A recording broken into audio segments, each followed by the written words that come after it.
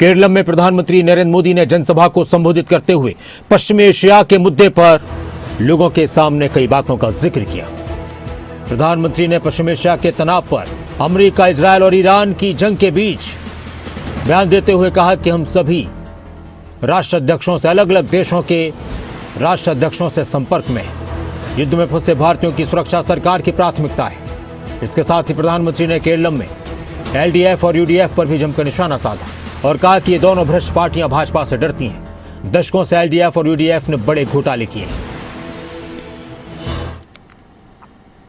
सुहृदगळे, इस समय waste Asia में चल रहे युद्ध पर सबकी नजर है।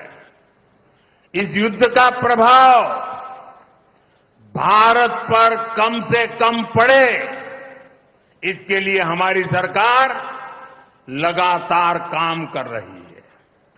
यहां केरलम के बहुत सारे लोग युद्धग्रस्त क्षेत्रों में काम कर रहे हैं।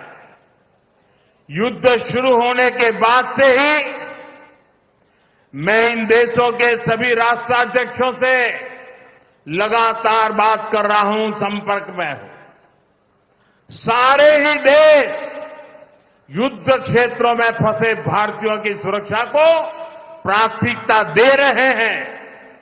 वहां पर हमारे भाई बहनों को कोई तकलीफ ना हो, इसके लिए भारतीय दूतावास भी दिन रात काम कर रहा है। केरलम में एलडीएफ, यूडीएफ दोनों ही बीजेपी पर निशाना साध रहे हैं। इसका मतलब ये कि ये दोनों भ्रष्टाचारी पार्टियां अगर किसी से डरी हुई है तो वो है बीजेपी। इन्हें बीजेपी का डर इसलिए है क्योंकि इनको लगता है अगर बीजेपी यहां सरकार में आ गई तो इनके सारे काले कारनामों का सच सामने आ जाएगा।